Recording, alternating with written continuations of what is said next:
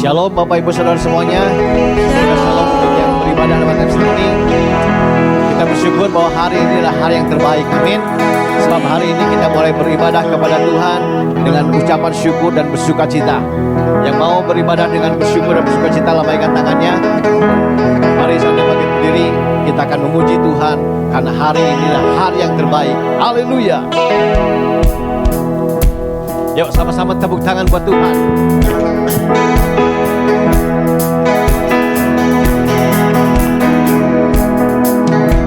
Hidupku ada di tanganmu, kau beri rancangan yang terindah.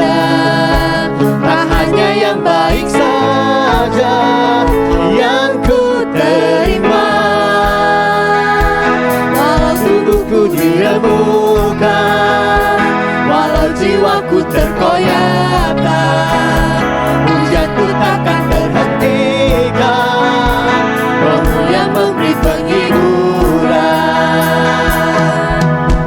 Akan ku pikul salibmu, cukuplah kasih setiamu. Ku bertahan, kau kuatku, teguhkan imanku. Ku mau tetap bersyukur, senantiasa bersyukur. Segala yang ku alami, biar kehendakmu terjadi. Ku mau tetap bersyukur, senantiasa bersyukur. Hatiku tak bersuka, setiap hari ini hari yang terbaik. Haleluya. Terima kasih Tuhan. Hidupku ada di tanganmu, kau beri rancangan yang terindah. Tak hanya yang baik saja yang ku terima. Walau tubuhku diremukkan, walau jiwaku tergoyahkan, hujanku takkan terhentikan. Rohmu yang memberi penghiburan. Akan ku pikul salibmu, cukuplah kasih setiamu. Ku bertahan, kau kuatku, teguhkan imanku. Ku mau tetap bersyukur, senantiasa bersyukur. Segala yang ku alami, biar kehendakmu terjadi. Ku mau tetap bersyukur, senantiasa bersyukur. Hatiku tak bersuka, sebab hari ini hari yang terbaik. Haleluya. Terima kasih Tuhan. Akan ku pikul salibmu, cukuplah kasih setiamu. Ku bertahan, kau kuatku, teguhkan imanku. Ku mau tetap bersyukur, senantiasa bersyukur. Segala yang ku alami, biar kehendakmu terjadi. Ku mau tetap bersyukur, senantiasa bersyukur.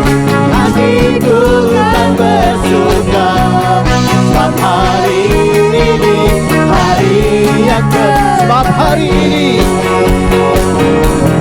sebab hari ini hari yang terbaik. Haleluya. Sebab hari ini hari yang terbaik. Haleluya.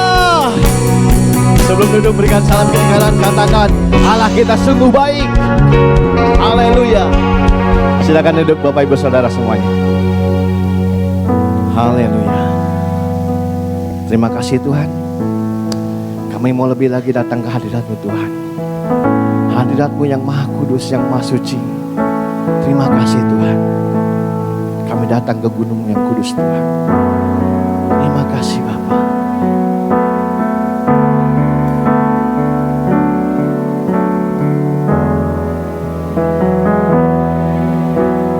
Bawaku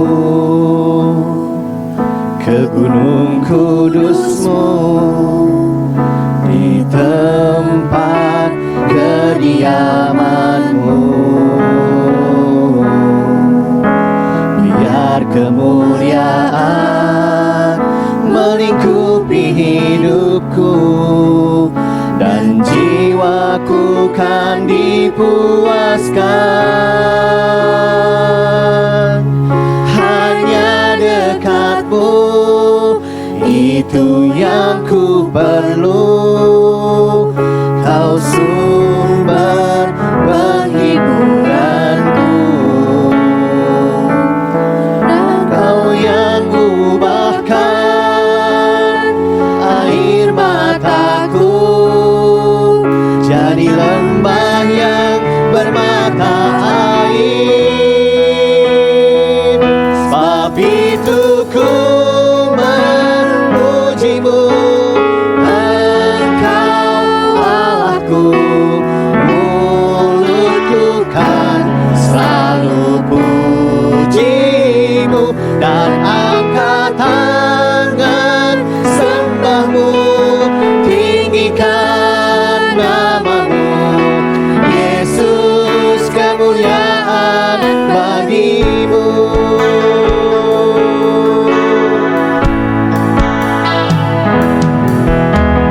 Bawaku ke gunung kudus-Mu, di tempat kediaman-Mu. Biar kemuliaan melingkupi hidupku, dan jiwaku kan dipuaskan. Hanya dekat-Mu, itu yang ku perlu. Kau sumber penghiburanku, Engkau yang ubahkan air mataku jadi lembah yang bermata air.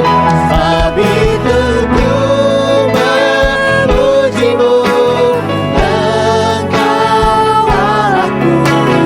Mulutku kan selalu puji-Mu, dan angkat tangan sembah-Mu, tinggikan nama-Mu. Yesus, kemuliaan bagi-Mu. Sebab itu ku memuji-Mu, Engkau Allahku. Mulutku kan selalu puji-Mu, dan angkat tangan sembah-Mu, tinggikan nama-Mu. Yesus, kemuliaan. Lebih lagi katakan, sebab itu ku memuji-Mu, Engkau Allahku. Mulutku kan selalu puji-Mu, dan angkat tangan sembah-Mu, tinggikan nama-Mu. Yesus, kemuliaan bagi-Mu. Sebab itu ku memuji-Mu, Engkau Allahku.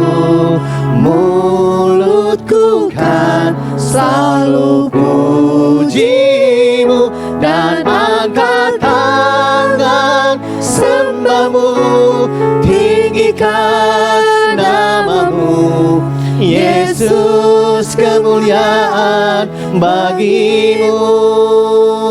Sebab itu ku memujimu, Engkau Allahku, mulutku kan selalu pujimu, dan angkat tangan sembahmu, tinggikan namamu, Yesus, kemuliaan bagimu.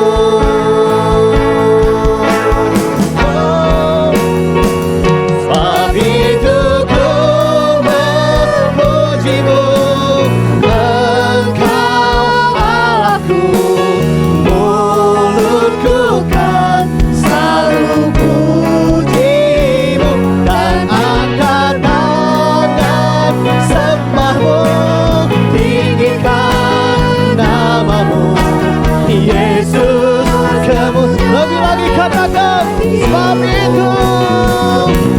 itu ku memujimu, Engkau Allahku, mulutku kan selalu pujimu, dan angkat tangan sembahmu, tinggikan namamu, Yesus, kemuliaan bagimu, Yesus, kemuliaan bagimu,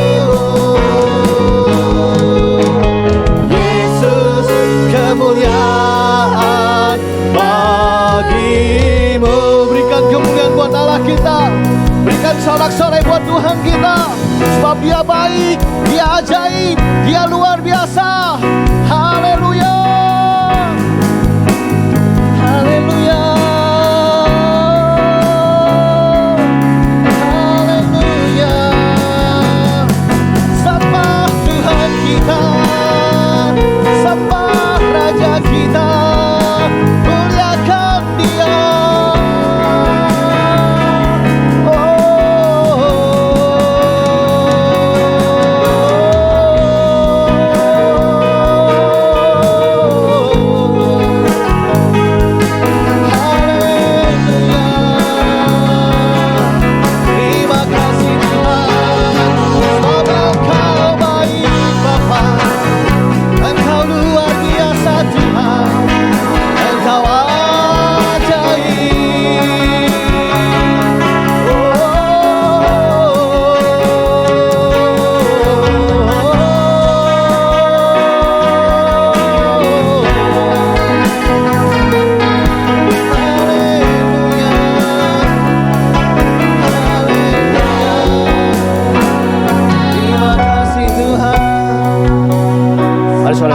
Berdiri, kita lebih lagi sembah Dia, kita lebih lagi agungkan Dia.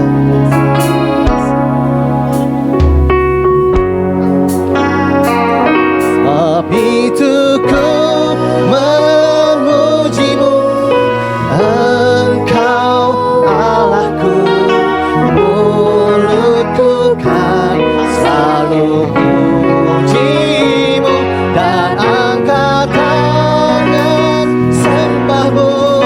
tinggikan namamu, Yesus, kemuliaan bagimu. Sebab itu ku memujimu, Engkau Allahku, mulutku kan selalu pujimu, dan angkat tangan sembahmu, tinggikan namamu, Yesus, kemuliaan bagimu, Yesus, kemuliaan bagimu, Yesus, kemuliaan bagimu. Yes Tuhan, kemuliaan, kemasyhuran, keagungan hanya bagimu Tuhan. Sebab Kau Allah kami yang luar biasa, sebab Kau Allah kami yang ajaib, Tidak ada Allah yang seperti-Mu Tuhan. Tidak ada yang sebanding dengan-Mu Tuhan. Engkau Allah kami yang maha kuasa. Engkau Allah kami yang maha perkasa.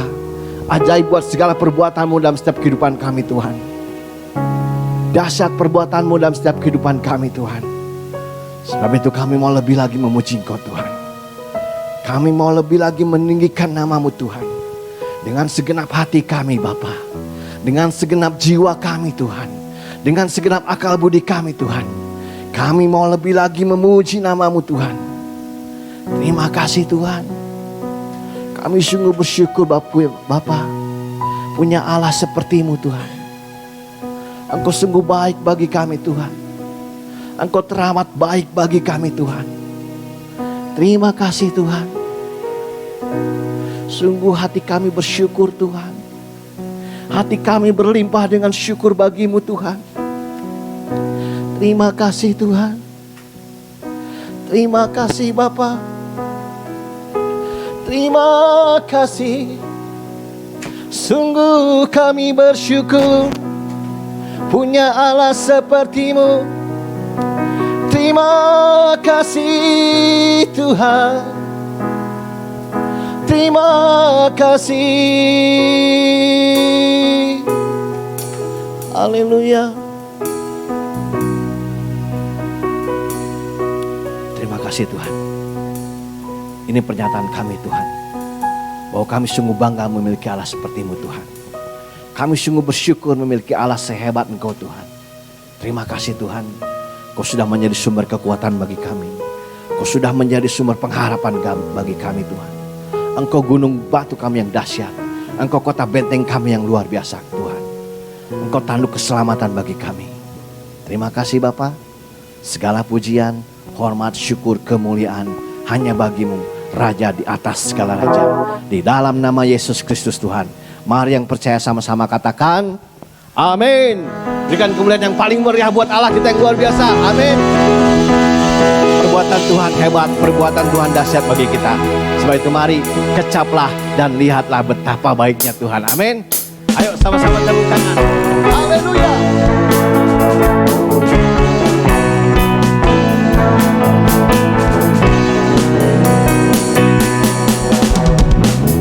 Kecaplah dan lihatlah betapa baiknya Tuhan itu.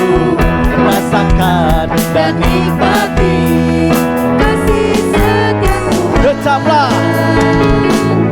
kecaplah dan lihatlah betapa baiknya Tuhan itu. Rasakan dan nikmati kasih setia Tuhan. Kasih setia Tuhan. Syukur bagi-Mu Tuhan. Segala hormat bagi-Mu Tuhan. Allah yang mengasihiku, yes. Allah yang memeliharaku. Syukur bagi-Mu Tuhan. Segala hormat bagi-Mu Tuhan. Allah yang mengasihiku, yes. Allah yang memeliharaku selamanya. Amin. Haleluya.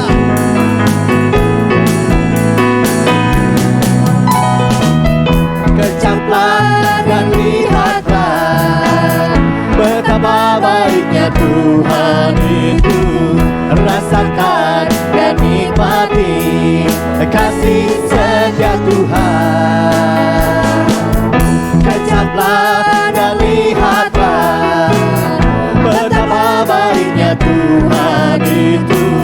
Rasakan dan nikmati kasih setia Tuhan. Kasih setia Tuhan.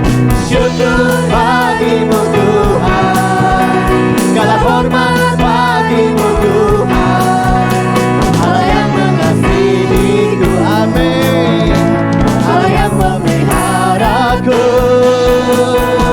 Syukur bagi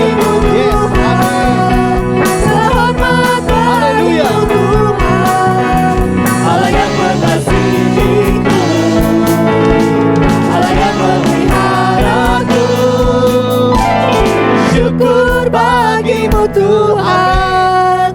Segala hormat bagimu Tuhan, Allah yang mengasihiku. Yes, haleluya.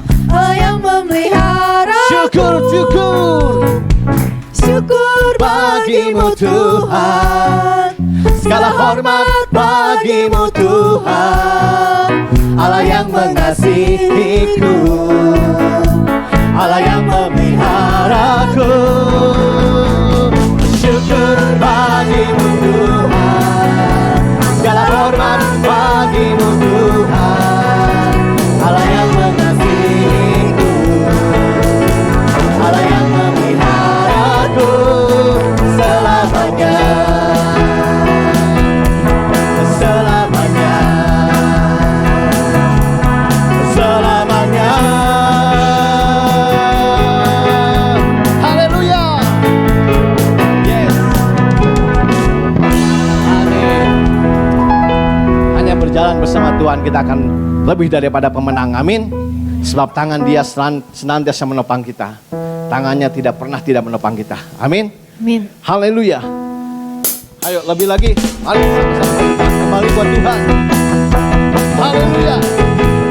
Jangan pernah ragu akan janji Tuhan yang luar biasa bagi kita.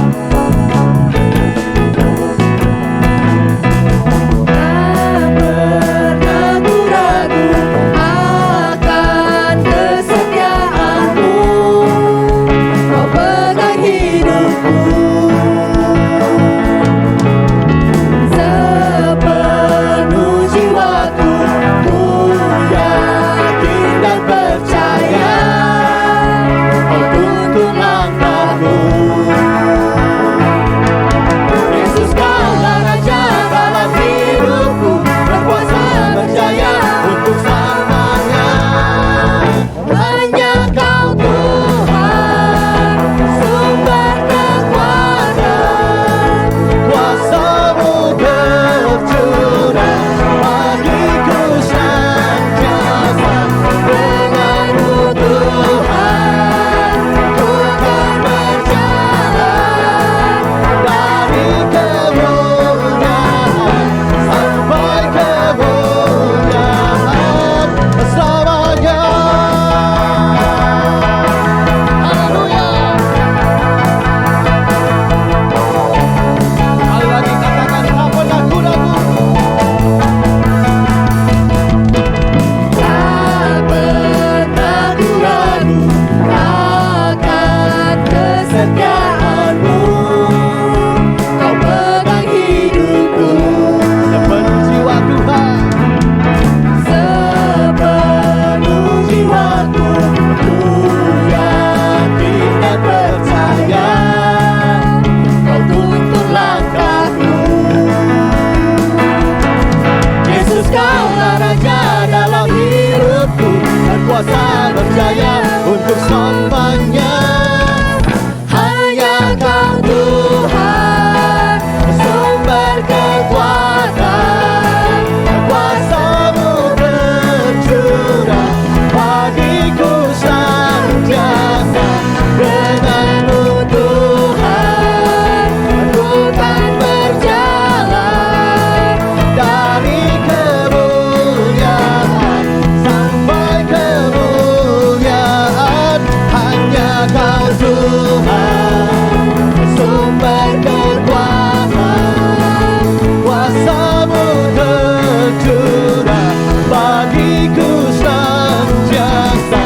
Denganmu Tuhan, amin, bukan berjalan dari kemuliaan sampai kemuliaan, hanya Kau Tuhan. Ayo sama-sama tepuk tangan. sumber kekuatan, Haleluya.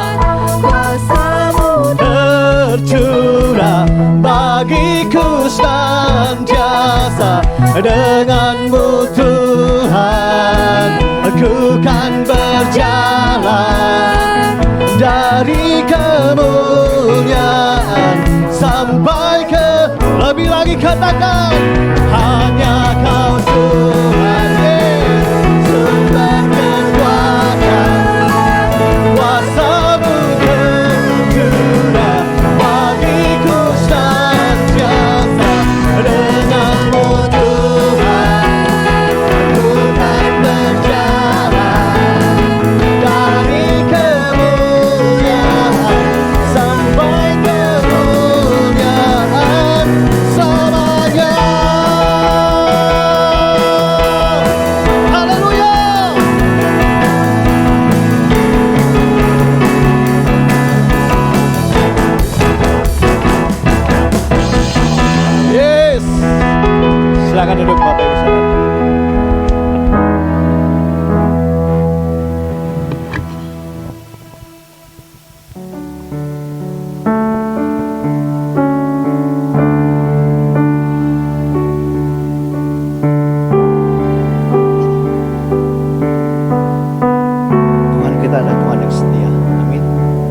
seberapa kali kita jatuh, tangannya tetap menolong kita. Sebab dia adalah Yesus yang setia. Haleluya.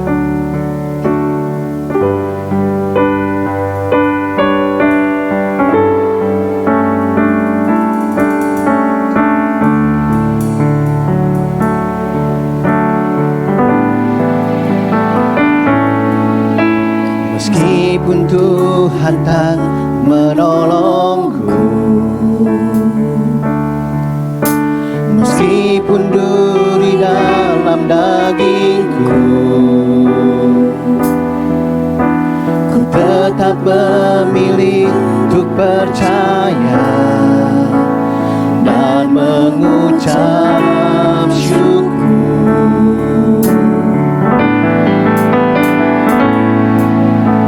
Meskipun doaku tak terjawab, meskipun hatiku habis lenyap,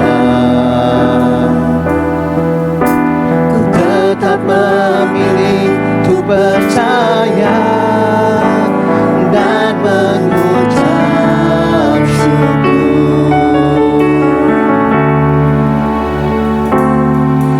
Berkali-kali kau menolong,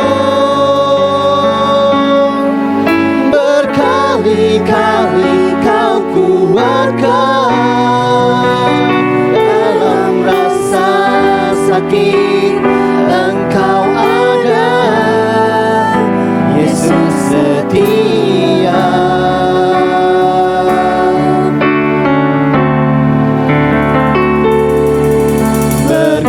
Berkali-kali kau menolong,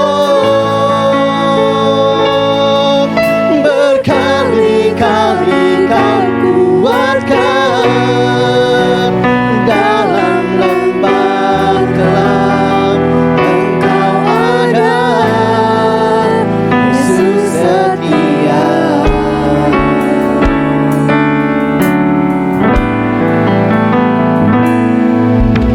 Meskipun Tuhan tak menolongku, meskipun duri dalam dagingku, ku tetap memilih untuk percaya dan mengucap syukur. Meskipun doaku tak terjawab, meskipun hatiku habis lenyap, ku tetap memilih untuk percaya dan mengucap syukur. Berkali-kali kau menolong, berkali-kali kau kuatkan. Dalam rasa sakit Engkau ada, Yesus setia.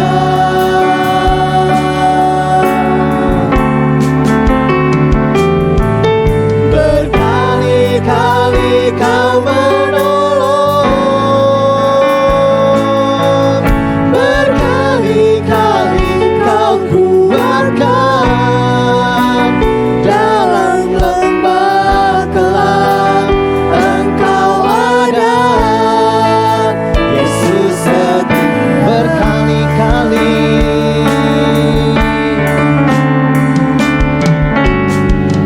berkali-kali kau menolong,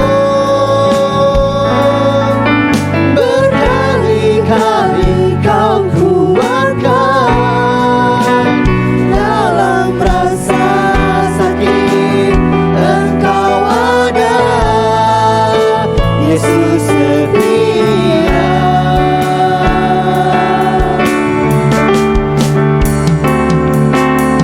Berkali-kali kau menolong, berkali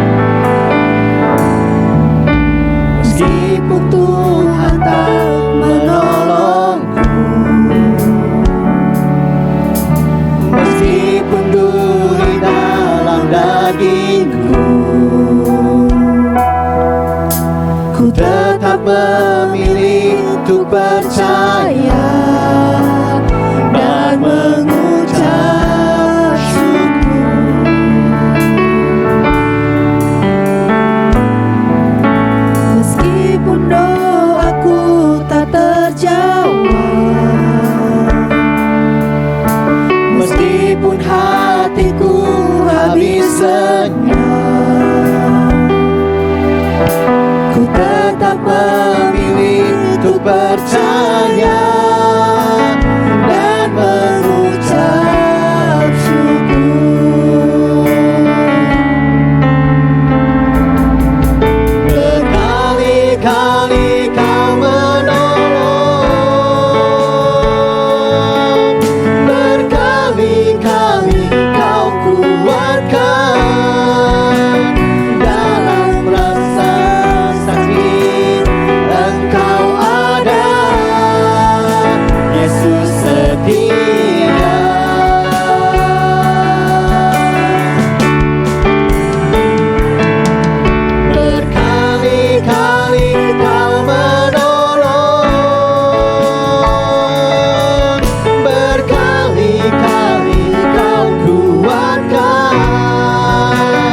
Dalam lembah gelap Engkau ada, Yesus setia. Berkali-kali kau menolong,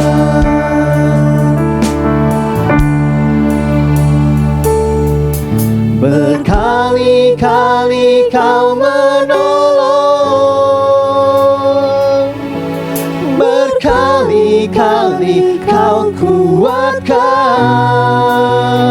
Dalam rasa sakit Engkau ada, Yesus setia.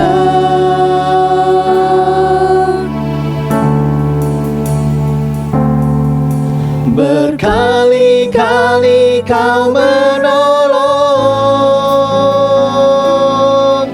berkali-kali kau kuatkan.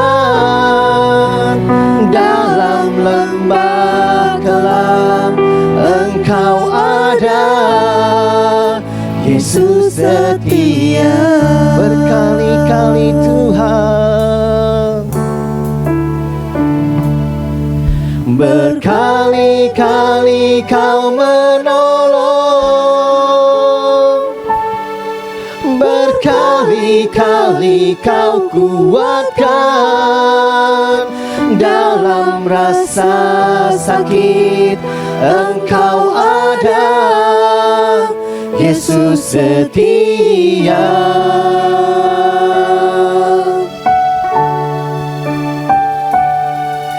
Berkali-kali kau menolong, berkali-kali kau kuatkan. Dalam lembah gelap Engkau ada, Yesus setia. Mari saudara bangkit berdiri semuanya Bapak Ibu.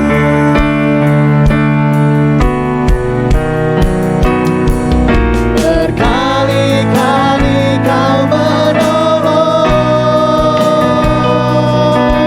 berkali-kali kau kuatkan.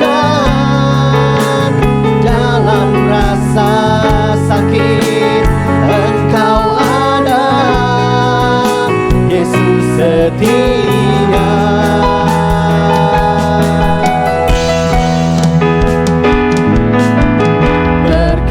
Berkali-kali kau menolong, berkali-kali kau kuatkan. Dalam lembah gelap Engkau ada, Yesus setia. Dalam lembah gelap, dalam lembah gelap Engkau ada, Yesus setia.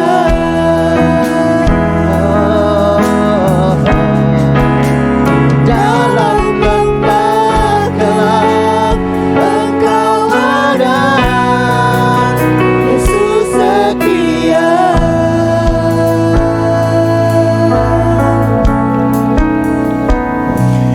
Mari kita masuk dalam doa. Bapa di dalam surga, terima kasih karena Pada hari yang baru ini, Engkau sendiri yang mengundang kami untuk hadir di dalam hadirat Tuhan pagi hari ini, untuk menerima berkat yang datangnya dari Tuhan melalui ibadah ini, melalui firman Tuhan, melalui pujian yang boleh kami panjatkan, doa-doa yang boleh kami naikkan. Terima kasih ya Bapa. Sekarang biarlah pengurapan kuasa Roh-Mu yang kudus turun atas kami semua, dan hamba-Mu yang akan menyampaikan firman Tuhan juga Engkau perlengkapi dengan urapan kuasa Roh Kudus Tuhan, sehingga baik mereka yang saat ini hadir di sini maupun yang mengikuti live streaming ataupun rekamannya nanti, semuanya boleh mendapatkan berkat dari firman Tuhan yang sebentar lagi akan disampaikan. Terpuji nama Allah. Di dalam nama Tuhan Yesus kami berdoa. Haleluya. Amin. Puji Tuhan. Silakan duduk.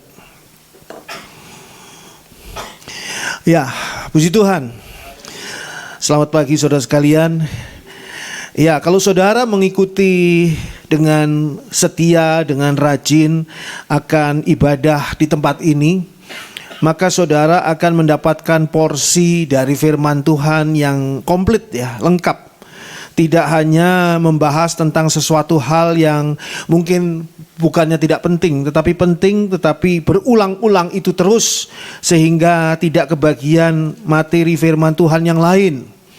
Berbeda di tempat ini, saudara kalau mengikuti setiap minggu, maka saudara akan mendapat menu dari firman Tuhan yang setiap minggu merupakan menu firman Tuhan yang baru, yang akan terus saling melengkapi dengan firman Tuhan yang di waktu-waktu yang lalu. Seperti pada saat ini. Saat ini kita akan kembali masuk kepada apa yang diajarkan oleh firman Tuhan tentang akhir zaman. Sesuatu yang akan terjadi, yang kelak akan terjadi, dan saya percaya hal ini tidak akan lama lagi. Apa yang diajarkan, banyak hal yang diajarkan tentang akhir zaman di Alkitab, tetapi saat ini saya mengajak saudara melanjutkan apa yang sudah diuraikan di waktu yang lalu, tentang bagaimana Rasul Yohanes di Pulau Patmos itu diangkat untuk masuk ke dalam hadirat Allah. Kita seringkali menerima informasi tentang hadirat Allah yang macam-macam ya, dari mimpi orang, dari orang itu merasa diangkat oleh Tuhan ke surga dan sebagainya. Kita tidak tahu apakah hal itu benar atau tidak. Tetapi yang kita tahu dengan pasti kebenarannya adalah kalau kita membaca dari Alkitab. Alkitab ini memberikan informasi yang benar kepada kita dan tidak membohongi kita, sehingga kita bisa membayangkan bagaimana sesungguhnya hadirat Allah itu dan apa yang terjadi di sana. Dan Rasul Yohanes pada Wahyu pasal 4 itu diajak, khususnya pada Wahyu pasal 4 Rasul Yohanes diajak untuk naik ke hadirat Allah, dan di sana dia merasakan banyak hal dan dia melihat banyak perkara. Mari kita lanjutkan materi tentang akhir zaman ini pada Wahyu pasal 4 ayat 6 sampai dengan ayat yang ke-8. Wahyu 4 ayat 6 sampai dengan 8. Dan di hadapan tahta itu ada lautan kaca bagaikan kristal. Di tengah-tengah tahta itu dan di sekelilingnya ada 4 makhluk penuh dengan mata, di sebelah muka dan di sebelah belakang. Adapun makhluk yang pertama sama seperti singa, dan makhluk yang kedua sama seperti anak lembu, dan makhluk yang ketiga mempunyai muka seperti muka manusia, dan makhluk yang keempat sama seperti burung nasar yang sedang terbang. Dan keempat makhluk itu masing-masing bersayap 6, sekelilingnya dan di sebelah dalamnya penuh dengan mata, dan dengan tidak berhenti-hentinya mereka berseru siang dan malam, Kudus, kudus, kuduslah Tuhan Allah yang Maha Kuasa, yang sudah ada dan yang akan ada dan yang akan datang. Apa yang Rasul Yohanes lihat di sana, dikatakan tadi pada ayat 6, bahwa dia melihat di sana ada lautan kaca bagaikan kristal. Ini sudah pernah saya jelaskan di waktu yang lalu, sehingga tidak saya ulangi. Bagi saudara yang ingin mengetahuinya bisa mengikutinya melalui rekaman yang ada di YouTube ya, tentang ini, tentang nubuatan di Pulau Patmos itu ya. kelompok dari khotbahnya ya. Nubuatan di Pulau Patmos bagian lautan kaca. Itu sudah tidak perlu dijelaskan lagi. Lalu dikatakan di sana di tengah-tengah tahta itu dan di sekelilingnya ada 4 makhluk penuh dengan mata di sebelah muka dan di sebelah belakang. Dikatakan di sini bahwa tahta yang berada di tengah itu dikelilingi oleh 4 makhluk. Dalam bahasa Yunaninya dikatakan dengan bahasa aslinya zoon, artinya makhluk hidup. Ini bukan binatang, tapi makhluk hidup. Yang bahasa Yunaninya kalau hewan ya binatang disebut sebagai terion. Ini tidak disebut sebagai terion, tapi zoon. Zoon ini artinya makhluk hidup. Dengan tanda-tanda seperti yang dikatakan di sini, penuh dengan mata. Tapi sebelumnya mari kita lihat dulu gambar nomor 1 supaya kita bisa membayangkan sedikit. Ini gambar ini tentu saja bukan yang sebenarnya ya. Jadi ini adalah gambar seorang artis ahli dalam menggambar supaya menggambarkan di mana di sini ada tahta Allah. Ini hadirat Allah dan tahta Allah, dan di sini ada 24 tua-tua, 12 dan 12 tua-tua yang sudah saya jelaskan juga dan nanti saya akan singgung lagi. Dan di depan sini ada 4 makhluk, bukan binatang. Dan keempat makhluk ini ciri-cirinya adalah penuh dengan mata di sebelah muka dan belakang. Jadi apa yang dikatakan sebagai Allah yang Maha Tahu itu digambarkan di sini dan dilihat oleh Rasul Yohanes. Ini laporan ya, laporan dari Rasul Yohanes. Berarti kalau saya boleh artikan bahwa seandainya saudara atau saya yang saat itu ada di sana, kita akan melihat hal yang sama. Kita akan melihat perwujudan yang sama. Wah, betapa menyeramkannya ya, makhluk yang isinya mata semua, depan belakang mata semua, tentu menyeramkan. Tapi bukan itu yang dimaksud. Yang dimaksud di sini adalah Allah yang Maha Tahu. Allah yang Maha Tahu yang dikatakan tadi pada ayat 6. Lalu dikatakan pada ayat yang ke-7, yang satu seperti singa ya, adapun makhluk yang pertama sama seperti singa, sama seperti tapi bukan singa. Dan makhluk yang kedua sama seperti bukan anak lembu, seperti anak lembu. Dan makhluk yang ketiga mempunyai muka seperti muka manusia. Dan makhluk yang keempat sama seperti burung nasar yang sedang terbang. Jadi ini ciri-cirinya ya. Ada ciri-ciri yang ini nanti kita akan kupas ini masing-masing makna dari ciri-ciri ini. Mengapa kok berbentuknya berbeda dan apa makhluk ini sebetulnya? Dia bukan hewan. Jadi apa makhluk ini? Dan dikatakan pada ayat 8 bahwa masing-masing itu bersayap 6. Dan keempat makhluk itu masing-masing bersayap 6. Perhatikan sayap 6 ini. Karena nanti ada juga makhluk yang sama tapi bersayap 4. Apa bedanya antara yang bersayap 6 dengan bersayap 4? Dan dikatakan sekelilingnya dan di sebelah dalamnya penuh dengan mata. Jadi di dalam sayapnya pun penuh dengan mata. Jadi ketika sayap dikembangkan itu mata semua di balik dari sayapnya itu. Dan tidak henti-hentinya mereka berseru siang dan malam. Saudara perhatikan, siang dan malam ini bukan berarti di surga itu ada siang, ada malam. Kapan siang, kapan malam, tidak. Tapi menunjukkan sepanjang waktu. Mereka berseru sepanjang waktu. Apa yang diserukan? Kudus, kudus, kuduslah Tuhan yang Maha Kuasa, yang sudah ada dan yang akan datang. Jadi teriakannya, seruannya adalah teriakan memuliakan Tuhan. Kudus, kudus, kuduslah Tuhan. Dan ini adalah pelajaran bagi kita. Saudara dan saya dalam hidup kita di dunia ini, harusnya kita tiap hari, tiap saat selalu kita meneriakkan, berseru, kuduslah Engkau Tuhan. Engkau adalah Tuhan yang Maha Kuasa. Kita mempermuliakan Tuhan dan menyembah Tuhan dengan seruan kita. Tidak henti-hentinya mereka berseru kudus, kudus siang dan malam, artinya setiap waktu, tidak pernah berhenti. Jadi kalau ada orang yang menarasikan bahwa surga itu adalah tempat yang penuh dengan pesta pora, kita bisa bergembira, kita bisa menikmati segala sesuatu yang tidak bisa kita nikmati di dunia, itu semua adalah tipu daya setan iblis, itu semua adalah kebohongan. Kebenarannya adalah seperti yang dilihat oleh Yohanes, bahwa kita akan berseru kudus, kudus. Kalau saudara saat ini di dunia sudah malas untuk berseru kudus, kudus dan memuliakan Tuhan, saya rasa saudara sebaiknya jangan masuk surga. Karena di surga saudara akan bosan sekali loh. Karena tiap kali saudara meneriakkan hal yang sama. Tapi mereka tidak bosan. Siang dan malam mereka meneriakkan ini karena itu meluap dari dalam hati. Tidak pernah bosan dan tidak pernah ingin berhenti. Kita lihat gambar nomor berikutnya, yaitu gambar nomor 2A ya. Gambar nomor 2A di sini. Ya, sebelumnya boleh ya ini dulu atau sebelumnya dulu, gambar nomor 2 dulu saja. Nah, ini keempat makhluk tadi. Keempat makhluk tadi kita lihat di sana dengan 6 sayap masing-masing, baik yang seperti singa, seperti lembu, seperti wajah manusia maupun seperti burung raja wali. Lalu kita lihat gambar yang nomor 2A. Nah, sebetulnya secara umum inilah dia. Dia ini kerub. Bukan malaikat biasa. Dia ini kerub. Kerub tidak pernah diutus oleh Tuhan untuk ke dunia dan menyampaikan pesan.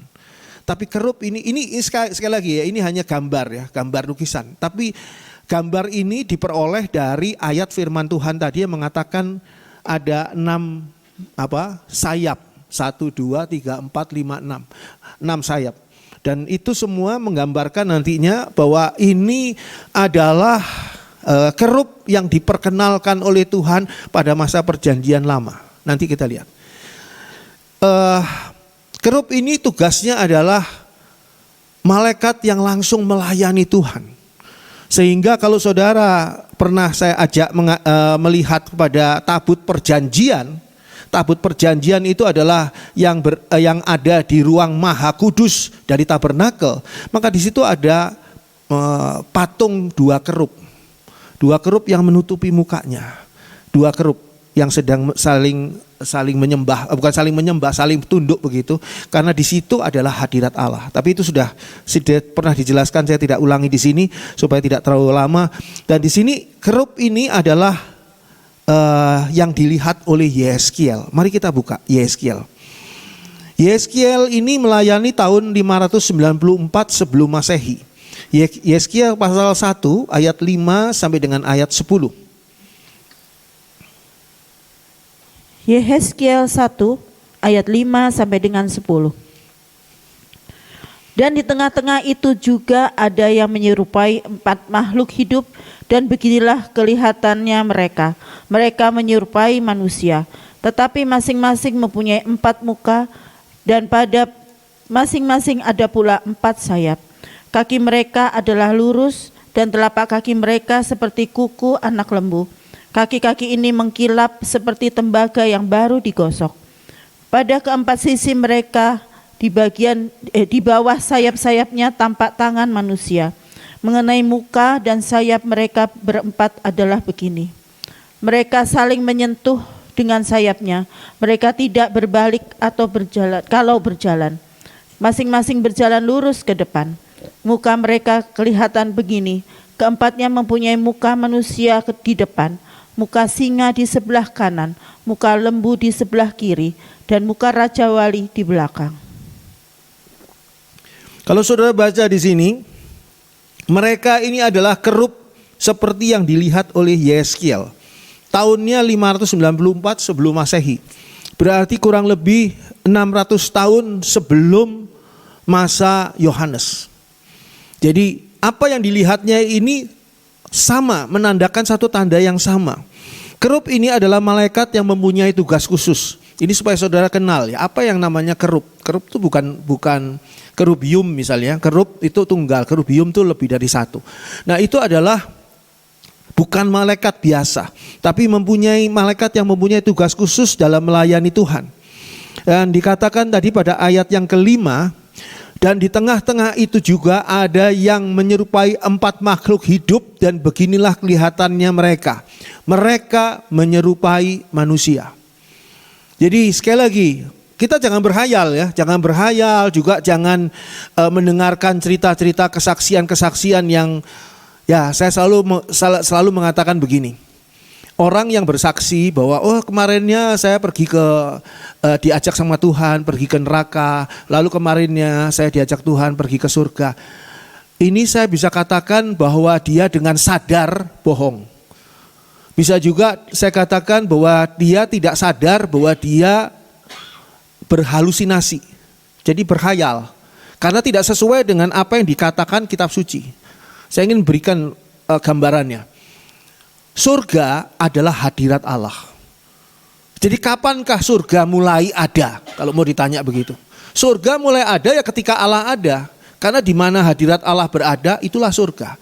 Kalau Allah hadir di gereja ini, kalau Allah hadir di rumah tangga saudara, maka rumah tangga saudara akan menjadi surga bagi saudara. Surga yang saat ini ada di bumi. Gereja ini menjadi surga karena Tuhan hadir di tengah kita.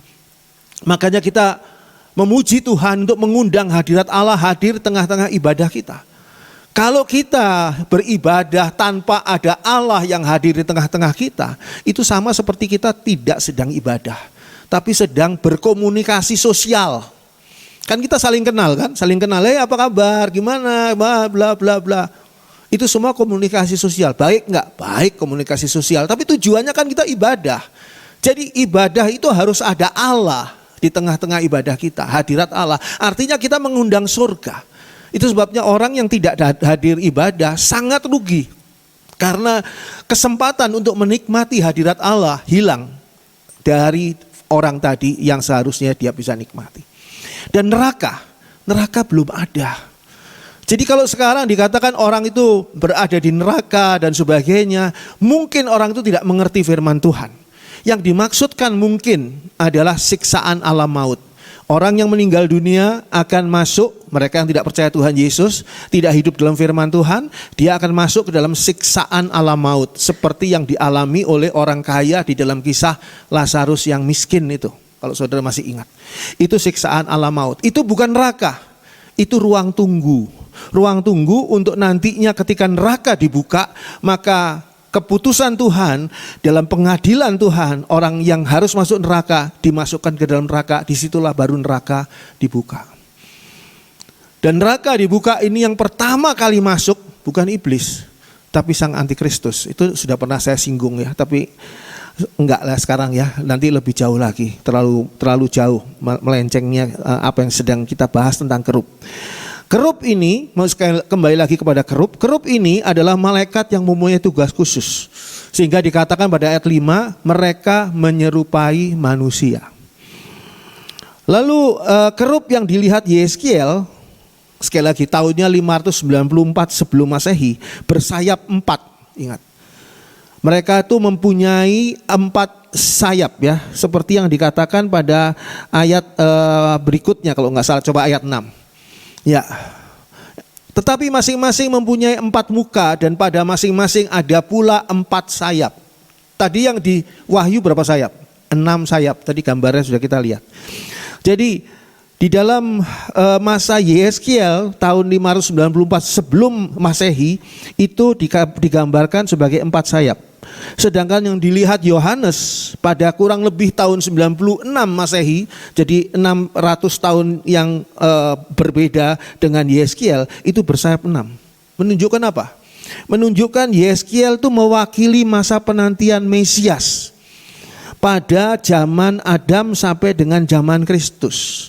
Berapa tahun dari zaman Adam? Adam diusir dari Firdaus, dari Taman Eden, ke zaman Kristus, itu 4000 tahun. Diwakili oleh Yeskiel yang melihat kerup dengan 4 sayap. Sedangkan apa yang dilihat Yohanes itu adalah pada zaman sekarang, pada saat masa penggenapan kerja Mesias, sejak zaman Adam sampai dengan zaman sekarang. Zaman bukan sekarang, zamannya Yesus ada di muka bumi, kurang lebih 6000 tahun. Dan ini adalah hal yang digambarkan dengan 6 sayap. Lalu dikatakan juga di sana jumlah wajahnya ada 4. Ini menggambarkan apa? Menggambarkan barisan bangsa Israel di sekeliling kemah atau di sekeliling tabernakel yang mempunyai pola bentuknya salib. Coba kita lihat gambar 3. Gambar 3. Nah, ini gambar 3. Di sini kalau saudara lihat di tengah ini adalah tabernakel kecil. Tabernakel kecil dan di sana ada keterangannya ini tabernakel ini menghadap ke arah timur ya. Di sini ada suku Judah ya, suku Isakar, suku Sebulon, suku Dan, suku Asyer, suku Naftali, semua mereka berkemah di sekeliling ini. Jadi yang titik-titik ini adalah kemah-kemah mereka. Lalu kemah-kemah suku Ruben, suku Simeon, suku Gad, suku Efraim di sebelah barat, dan Manase dan suku Benyamin. Dan ini gambarannya adalah gambaran bentuk salib. Jadi kalau saudara lihat di sini, apakah kiblat itu diajarkan oleh agama lain? Sebetulnya tidak. Kiblat itu diajarkan oleh tabernakel. Karena semuanya mereka ini menghadap kemah mereka, menghadap ke tabernakel. Jadi kiblatnya begini, tapi kiblatnya itu tidak dikitari, tidak orang berbaris terus melingkari, berjalan melingkari kiblat, tidak. Tapi mereka mengarah ke sini. Saudara masih ingat ketika Daniel di Babel. Daniel di Babel 3 kali sehari berdoa dengan kiblatnya kemana? Arahnya ke Bait Allah, ke ruang Maha Kudus. Jadi saudara lihat di sini, apakah kita kalau berdoa itu punya kiblat? Sebetulnya punya, tapi kiblatnya sekarang ini, hari ini bukan fisik. Kiblatnya apa?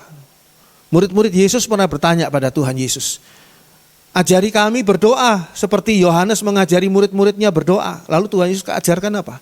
Bapa kami yang di surga, itu kiblatnya. Jadi kalau saudara berdoa kepada selain Bapa kami di surga, maka itu adalah bukan doa yang diajarkan oleh firman Tuhan. Ya, jadi jelas ya, Bapa kami yang di surga. Orang kadang-kadang bertanya, boleh enggak kalau kita berdoa pada Roh Kudus? Boleh tidak kalau kita berdoa pada Yesus Kristus? Apakah itu salah? Nah, seringkali hal ini membingungkan. Karena apa? Karena orang itu tidak memahami pelajaran atau pengajaran tentang Trinitas, tentang Tritunggal. Bahwa Allah Bapa, Yesus Allah Anak, dan Roh Kudus adalah satu. Tidak memahami hal ini. Tapi kita belajar saja dari Tuhan Yesus. Jangan ngarang-ngarang. Kalau saya jadi hamba Tuhan, saya mau ngajari kepada saudara yang mau dengar, mau belajar sungguh-sungguh, maka saudara ikuti saja firman Tuhan. Tuhan Yesus mengajarkan apa? Bapa kami yang ada di surga. Ya sudah, itu saja doanya. Kepada siapa? Doa itu kepada Bapa kami yang ada di surga. Lalu tutuplah doa itu di dalam nama Tuhan Yesus. Atau atas nama Tuhan Yesus. Atau dengan persetujuan Tuhan Yesus. Maka doa ini saya panjatkan. Jadi ada kiblatnya, ada. Dulu pada zamannya tabernakel, ini perjalanan bangsa Israel dari Mesir ke Kanaan. Mereka setiap kali berada di satu tempat di mana mereka membangun tempat tadi ya. Jadi artinya beristirahat sebentar. Karena tiang awan dan tiang apinya berhenti di situ. Maka mereka membangunnya seperti ini, formasinya seperti ini. Ada 4 sisi. Barisan dari kelompok-kelompok ke suku-suku yang ada. Dan Musa ya, Harun dan anak-anaknya itu ada di depan gerbang dari tabernakel. Ini tabernakel kecilnya, di sini gambarnya. Di depan gerbangnya inilah Musa, Harun dan anak-anaknya, Kohat, Gerson dan Merari. Dan ini adalah hal yang diajarkan firman Tuhan. Jadi Musa dan Harun itu sebagai pemimpin dari bangsa Israel itu yang harus memimpin mereka beribadah. Itu sebabnya, apakah ibadah boleh tidak dipimpin oleh orang awam? Boleh saja sebetulnya, tetapi kalau itu bukan ibadah raya. Kalau ibadah raya harus dipimpin oleh seorang hamba Tuhan yang memang sudah mendapat pengesahan, sudah ditabiskan, sudah mendapat pengurapan. Jadi tidak bisa sembarangan. Kita mau adain, kita kan Kristen, ayo rame-rame yuk kita kemana, kita bikin di situ ibadah. Boleh tidak? Ya sebetulnya kita boleh saja ibadah di mana saja. Tapi kalau ibadah raya yang diajarkan oleh Alkitab, kembali lagi, pedomannya adalah apa yang diajarkan Alkitab. Kita boleh berdebat macam-macam ya. Ya, apakah saya boleh makan di dalam Imlek yang akan datang ini, boleh makan makanan bekas dipersembahkan kepada berhala misalnya. Ada yang bilang boleh, ada yang bilang nggak boleh, ada yang bilang alasannya begini, alasannya begini. Alkitab ngomong apa? Alkitab ngomong tidak boleh, ya sudah. Saudara mau tahu ayatnya, nanti saya kasih tahu ayatnya. Begitu banyak ayatnya yang menyatakan tidak boleh. Kenapa Rasul Paulus kok mengizinkan dan sebagainya? Itu konteksnya berbeda. Kita harus paham tentang arti firman Tuhan supaya kita tidak salah. Dan menurut saya sesuatu yang sepele gak usah diperdebatkan. Karena hal itu tuh malah membuat energi kita habis. Dan kita merasa Kristen ini terlalu rumit, padahal tidak rumit. Kristen ini jelas, pengajaran Tuhan Yesus itu begitu jelas, ya. Jadi ini yang ingin dipesankan di sini. Jadi kita lihat gambar berikutnya, gambar 3B. Ini hampir sama-sama ini tapi skematik sini ya. Skematik. Ini tabernakelnya di sini dan tabernakel di sini ini sebelah timur ya. Jadi pintu tabernakel, gerbang tabernakel menghadap ke arah timur. Tabernakel di sini dan ini adalah Musa dan Harun dan semua imam-imam di depan sini. Lalu ini dari suku Yuda ya 74.000 lebih, Isakar 54.000 lebih, Sebulon 57.000 lebih, dan Ruben dan Simeon dan seterusnya. Ini semua digambarkan di sini. Di sini sekali lagi ini adalah sisi timur, di sana adalah sisi utara, di sini sisi selatan, dan di sini sisi barat. Dan seperti inilah mereka harus membuat formasi untuk ibadah mereka.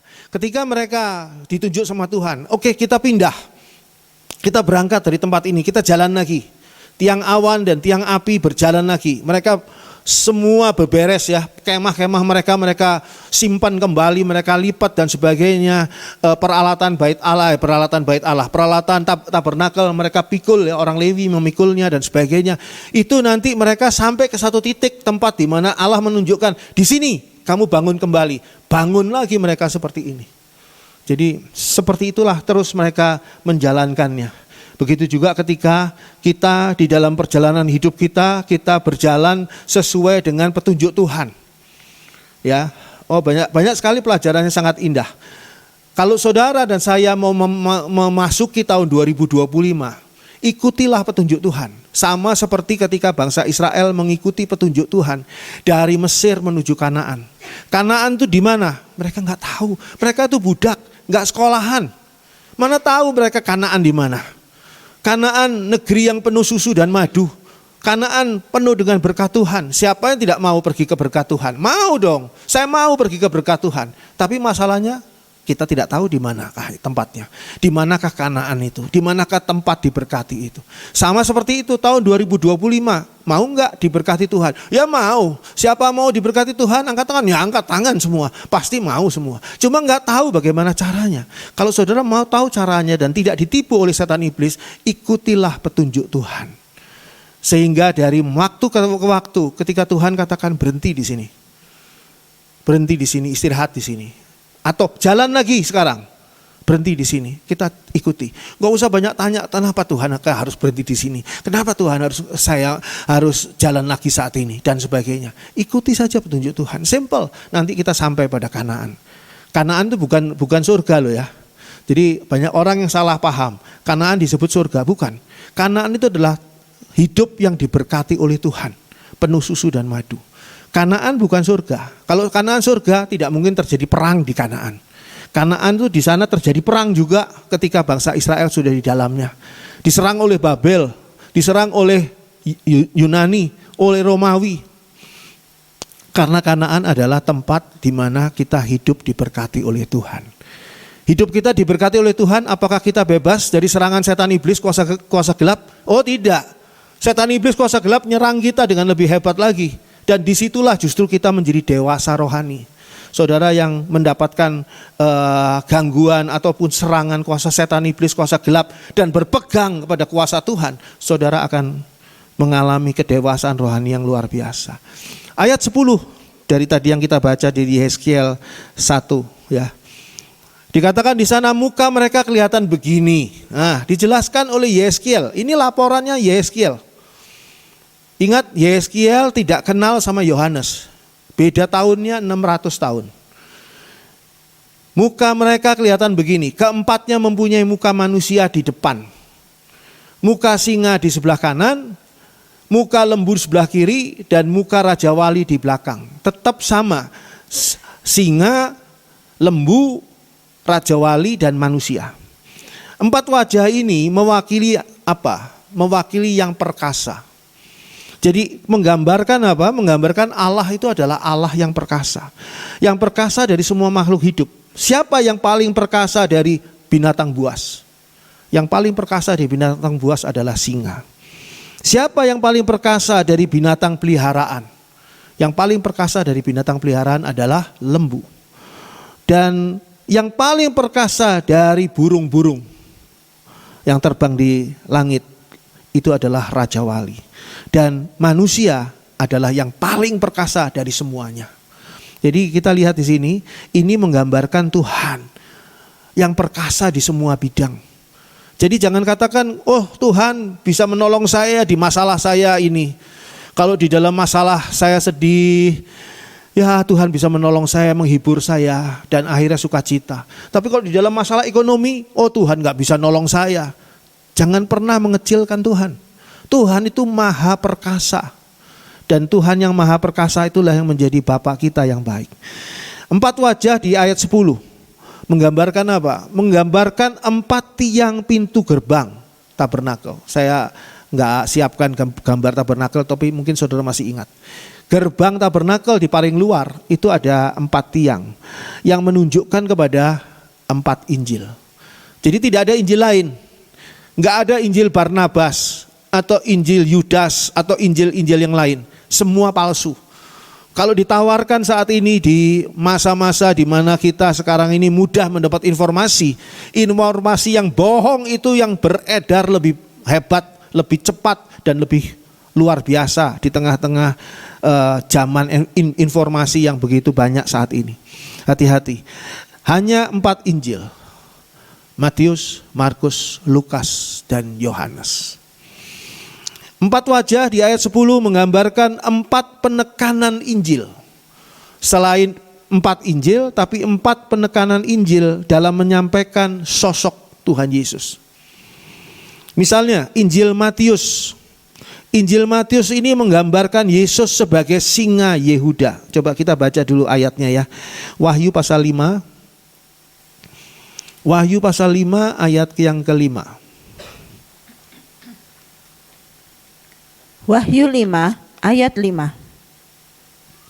Lalu berkatalah seorang dari tua-tua itu kepadaku, jangan engkau menangis. Sesungguhnya singa dari suku Yehuda, yaitu tunas Daud, telah menang sehingga ia dapat membuka gulungan kitab itu dan membuka ke-7 materainya. Jadi Tuhan Yesus adalah singa Yehuda. Tuhan Yesus memang lahir dari suku Yehuda. Dan singa Yehuda ini menggambarkan apa? Keperkasaan. Karena Yesus sudah menang melawan maut. Yesus sudah menang melawan kuasa setan iblis. Yang kedua, Injil Markus. Injil Markus itu menggambarkan sosok Tuhan Yesus sebagai lembu korban. Tuhan Yesus sebagai lembu korban. Tadi singa, lembu korban. Yeskiel 45. Kita belajar sedikit ya. Jadi ada ayat-ayat yang perlu kita baca. Yeskiel 45 ayat 21 dan 22. Yehezkiel 45 ayat 21 dan 22. Pada bulan pertama pada tanggal 14 bulan itu haruslah kamu merayakan hari raya Paskah, dan selama 7 hari kamu harus makan roti yang tidak beragi. Pada hari itu raja harus mengolah lembu jantan sebagai korban penghapus dosa karena dirinya dan karena seluruh penduduk negeri. Dijelaskan di sana pada waktu Pentakosta ayat 21. Pada bulan pertama, pada tanggal 14 bulan itu, haruslah kamu merayakan hari raya Paskah. Bukan Pentakosta, Paskah maksud saya. Hari raya Paskah. Paskah Yahudi memang tidak sama dengan Paskah kita. Paskah Yahudi adalah merayakan bagaimana mereka keluar dari Mesir. Ketika Tuhan menyuruh ambang-ambang pintu itu, ambang pintu rumah mereka dilabur dengan darah korban. Sehingga maut tidak masuk ke dalam rumah itu dan membinasakan putra sulung ataupun anak dari binatang, anak sulung dari binatang dan sebagainya. Itu Paskah. Paskah ketika mereka keluar dari Mesir. Sedangkan Paskah kita adalah ketika Tuhan Yesus bangkit. Itu gambaran Paskah kita. Tapi di sini digambarkan, lihat di sini dipakai momen yang sama, istilah yang sama, yaitu hari raya Paskah. Apa yang harus dilakukan? Ayat 22 mengatakan di sana, pada hari itu raja harus mengolah lembu jantan sebagai korban penghapus dosa. Karena dirinya dan karena seluruh penduduk negeri. Lembu jantan, lembu korban. Jadi Injil Markus menggambarkan tentang Yesus sebagai lembu korban. Yesus yang singa Yehuda yang perkasa itu, ketika itu menyerahkan dirinya untuk menjadi lembu korban. Bukan karena Yesus itu lemah, bukan karena Yesus itu kalah. Justru karena Yesus mau memenangkan peperangan melawan maut, memenangkan peperangan melawan dosa, sehingga Yesus menyerahkan dirinya untuk menjadi lembu korban. Seperti yang dikatakan tadi pada Yeskiel yang baru kita baca. Yang berikutnya Injil Lukas. Injil Lukas menggambarkan Yesus sebagai anak manusia. Coba kita buka Lukas 12. Lukas 12 ayat yang ke-8. Lukas 12 ayat yang ke-8. Lukas 12 ayat 8. Aku berkata kepadamu, setiap orang yang mengakui aku di depan manusia, Anak Manusia juga akan mengakui dia di depan malaikat-malaikat Allah. Di sini ditunjukkan bahwa Yesus itu adalah anak manusia. Kalau tadi Yesus adalah singa Yehuda, menggambarkan dia adalah raja. Seperti singa, raja. Dan Yesus adalah lembu korban. Itu adalah gambaran Yesus sebagai pelayan. Yang ketiga ini Yesus adalah anak manusia, menunjukkan kemanusiaan Yesus. Jadi kalau ditanya apakah Yesus itu manusia? Ya, Yesus itu manusia. Tapi bukan manusia biasa. Firman Tuhan katakan pada Yohanes pasal 1 bahwa Yesus itu adalah firman yang adalah Allah itu sendiri yang menjadi manusia. Jadi dia bukan manusia biasa seperti pengertian manusia seperti kita-kita ini. Bukan. Dia itu adalah manusia yang sangat-sangat khusus karena mempunyai tugas yang sangat khusus untuk menebus dosa umat manusia. Jadi gambarannya di Injil Lukas adalah Yesus sebagai anak manusia. Jadi kalau kita lihat di sini, memang Injil Lukas menunjukkan kemanusiaan Yesus yang lebih kuat ya, lebih kuat. Tapi berikutnya di Injil Yohanes. Injil Yohanes ini adalah gambarannya Yesus sebagai burung Raja Wali. Tadi sudah ya, singa Yehuda, lembu korban, anak manusia, dan burung Raja Wali atau burung Nasar yang perkasa. Kita membaca ayatnya pada Ulangan. Ulangan 32. Ulangan 32 ayat 11 dan 12.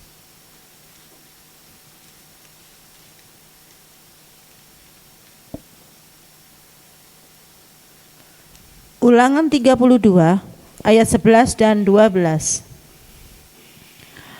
Laksana Raja Wali menggoyang bangkitkan isi sarangnya, melayang-layang di atas anak-anaknya, mengembangkan sayapnya, menampung seekor dan mendukungnya di atas kepaknya. Demikianlah Tuhan sendiri menuntun dia, dan tidak ada Allah asing menyertai dia. Yesus yang digambarkan pada Ulangan 32 ini, atau gambaran yang ada pada Injil Yohanes adalah Yesus di dalam kealahannya. Sehingga kalau saudara belajar Injil Yohanes ya, saya sering kali ditanya, Pak Andri, kalau mau belajar Alkitab lebih baik belajar mana duluan? Ini kan banyak kitab ya. Saya selalu menganjurkan belajarlah Injil Yohanes, itu terlebih dahulu. Injil Yohanes itu sangat-sangat penting. Ya, berikutnya setelah itu Ibrani ya. Tapi surat pada Ibrani. Tapi yang pertama adalah Injil Yohanes. Kenapa? Karena di Injil Yohanes dijelaskan tentang kealahannya Yesus. Bahwa Yesus itu adalah Allah, bukan manusia biasa. Dia adalah Allah yang menjadi manusia. Digambarkan di sini laksana Raja Wali menggoyang bangkitkan isi sarangnya, melayang-layang di atas anak-anaknya, mengembangkan sayapnya, menampung seekor dan mendukungnya di atas kepaknya. Saudara lihat, kadang-kadang kita sedang berada di dalam zona nyaman kita, yaitu di mana? Di sarang kita. Kita itu sedang berada sebagai anak Raja Wali, kita tuh sedang santai, sedang healing itu di dalam sarang kita. Tiba-tiba sarang kita digoyang bangkitkan, di sini di istilah goyang-goyang sampai kita jatuh akhirnya. Kita tidak lagi bisa nyantai, itu jatuh seolah-olah kita celakalah kita. Tapi ternyata tidak, karena induk Raja Wali ini yaitu Allah yang perkasa. Itu mengembangkan sayapnya, menampung kita seekor demi seekor dan mendukung di atas kepaknya. Jadi mereka yang jatuh tidak sampai tergeletak, kata firman Tuhan, seperti itu. Seperti itulah Allah mentreatment saudara dan saya. Kadang-kadang di dalam hidup kita sudah kerja enak-enak. Kenapa ya tempat kerja saya kok digoncang seperti ini? Sehingga saya khawatir, sehingga saya takut, sehingga saya seperti terjun bebas, hampir mati rasanya. Tenang, induk Raja Wali sedang terbang di sana tuh. Sedang mengembangkan sayapnya dan akan menampung saudara. Saudara tidak akan jatuh tergeletak. Jangan khawatir. Percaya bahwa induk Raja Wali ini Allah yang maha kuasa. Dan kalau dikatakan di sini laksana Raja Wali menggoyang bangkitkan isi sarangnya. Jadi siapa yang menggoyang bangkitkan sarangnya itu? Raja Wali itu sendiri. Artinya apa? Ini adalah rencana Tuhan. Ini adalah kehendak Tuhan. Ketika rumah tangga saudara digoyangkan, ketika tempat kerja saudara digoyangkan, ketika kesehatan saudara digoyangkan, ketika keuangan saudara digoyangkan. Ini memang kehendak Allah. Untuk apa? Supaya anak Raja Wali ini bisa terbang. Kalau anak Raja Wali ini diam terus di sarangnya, lama-lama sayapnya kecil. Bentuknya Raja Wali, sayapnya sayap ayam, yang nggak mungkin bisa terbang. Sehingga digoyang balikan supaya apa? Supaya kita tanpa sadar kita mengepak-ngepak. Akhirnya kita menjadi Raja Wali yang bisa terbang. Ayat 12 mengatakan di sana, demikianlah Tuhan sendiri menuntun dia.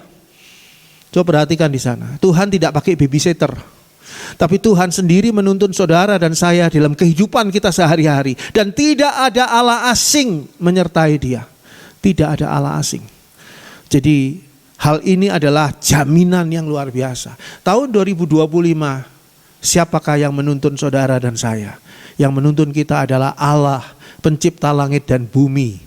Bapa yang baik, Allah yang perkasa, burung Raja Wali yang luar biasa, seperti dikatakan tadi pada Ulangan 32. Jadi ngerti ya, gambaran-gambaran ini menunjukkan sifat kealahan yang harusnya kita pahami. Oh, Allah saya itu seperti ini. Allah saya itu Bapa saya yang seperti itu. Begitu luar biasa perhatiannya, begitu luar biasa perlindungannya. Lalu apa gunanya saya takut? Apa gunanya saya khawatir menghadapi kehidupan saya untuk masa yang akan datang? Masa itu pasti akan datang. Lalu bagaimana saya bisa berhenti, menghentikan, mengerem hidup saya supaya tidak masuk ke dalam masa itu? Tidak bisa. Kalau saudara sudah baca Mazmur 23 ayat 1, selanjutnya ayat berapa? Ayat 2. Selanjutnya ayat 3, nanti saudara masuk ayat 4, di situ lembah bayang-bayang maut. Jadi di sini saudara lihat bahwa mau tidak mau saudara dan saya harus siap masuk ke dalam kondisi yang paling tidak nyaman, yang paling tidak kita harapkan. Tapi jangan khawatir, justru di situ gada dan tongkat gembala akan tampil. Gada dan tongkat gembala ini adalah gambaran, sekali lagi, gada adalah pelindung. Ada beruang, ada binatang buas lainnya, pukul pakai gada oleh gembala.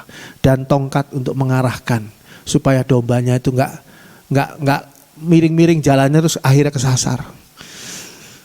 Dan ini adalah hal yang perlu kita pelajari. Teruskan kita pada Yeskiel 10. Saya harap saudara tidak bosan dengan ayat-ayat ini, karena memang ayat-ayatnya harus banyak ini. Yeskiel 10 ayat 1 dan 12. Yehezkiel 10 ayat 1 dan ayat 12. Lalu aku melihat sungguh di atas cakrawala yang di atas kepala kerub, tampak di atas mereka sesuatu yang menyerupai tahta, yang seperti permata lazurit kelihatannya. Seluruh badan mereka, punggungnya, tangannya, sayapnya, dan roda-rodanya penuh dengan mata sekelilingnya. Ya, roda-roda mereka berempat juga. Kerub ini dikatakan penuh dengan mata. Tadi sudah saya singgung. Ini adalah gambaran Allah yang Maha Tahu, yang selalu menggunakan kerub untuk melakukan tugas khusus dalam mengetahui segala sesuatu yang ada dan yang terjadi. Ini melintasi ruang dan waktu. Jadi sebetulnya sebelum saudara berdoa, sebelum saudara membutuhkan sesuatu dan berteriak kepada Allah, Allah sudah tahu apa yang saudara butuhkan. Lalu kenapa kita perlu berdoa? Berdoa itu adalah sikap kita menyerah kepada Tuhan. Sikap kita yang menunjukkan bahwa Tuhan, aku tidak mampu. Engkaulah yang mampu menolong aku. Tolonglah aku Tuhan. Sehingga ketika Tuhan Yesus berjalan di muka bumi pada waktu dulu, ada orang-orang buta berteriak di pinggir jalan, Yesus anak Daud, kasihanilah aku, kasihanilah kami, dan sebagainya. Memang Yesus nggak tahu gitu, ada orang buta di situ. Sebelum Yesus sampai di situ juga Yesus sudah tahu di situ ada orang buta. Tapi Yesus jalan saja, tidak datang ke orang buta tadi, tidak. Sampai orang buta itu berteriak, Yesus anak Daud, kasihanilah kami. Disuruh diam orang buta itu oleh murid-muridnya dan oleh orang-orang. Hus, berisik kamu, diam. Makin keras mereka berteriak. Saudara jangan mau diam ketika ada orang atau kuasa kegelapan yang membisikkan di hati saudara. Gak ada gunanya doa, gak ada gunanya berteriak kepada Tuhan. Tuhan gak peduli sama kamu. Tuhan tidak mau mendengar kamu. Kamu tuh siapa? Masa lalumu sangat buruk dan sebagainya. Mengecilkan, membuat saudara akhirnya ya sudahlah saya gak berteriak. Saudara harus tiru orang buta itu. Makin kencang, makin keras memanggil Yesus. Panggil Yesus. Loh katanya Yesus Maha Tahu. Katanya Allah itu Maha Tahu. Matanya di mana-mana saja. Seluruh badan mereka, punggung, tangan, sayapnya, semua penuh dengan mata sekelilingnya. Maha Tahu. Betul Allah Maha Tahu. Tapi Allah membutuhkan penyerahan diri saudara. Penyerahan diri saudara yang mengakui bahwa saya itu lemah. Tuhan, Engkau adalah Tuhan yang kuat. Tolonglah saya. Dan ini yang dibutuhkan. Sekali lagi saya ingatkan pada saudara, saya sudah ngajari saudara tentang free will. Saudara membutuhkan sesuatu dalam hati saudara, itu belum sampai kepada free will saudara, belum sampai kepada kehendak bebas saudara. Kapankah kehendak bebas saudara? Ketika saudara meminta tolong. Ya, saya gambarkan begini. Ketika saudara membutuhkan, ya katakanlah pertolongan, dan saudara diam saja, di hati saudara sudah membutuhkan pertolongan, teman saudara nggak tahu. Tapi ketika saudara bilang ke teman saudara, bisa nggak kamu nolong saya ini? Nah, baru teman saudara tahu. Baru teman saudara menjawab. Setelah saudara memasukkan kebutuhan saudara tadi ke dalam free will saudara, meminta tolong kepada si A, bukan meminta tolong pada si B. Saudara punya free will, kehendak bebas untuk bisa minta tolong pada si C, beda minta tolong pada orang lain, tapi saudara minta tolongnya pada si A. Barulah di situ ada permintaan tolong. Sehingga ketika saudara berdoa, Tuhan tolong saya Tuhan, kasihanilah saya Tuhan. Saya bodoh Tuhan, saya sudah tertipu oleh setan iblis, saya sudah melakukan langkah yang salah. Minta ampun sama Tuhan. Dosa kita tidak akan pernah berhenti sampai kita minta ampun sama Tuhan. Bertobat sungguh-sungguh dan berhenti tidak lagi melakukan dosa. Tidak ada gunanya saudara mengikuti firman Tuhan, menjalankan ritual, ibadah dan sebagainya, kalau saudara dalam hidup saudara sehari-hari saudara tidak mengikuti akan firman Tuhan. Gak bisa om, saya belum bisa melepas rokok saya.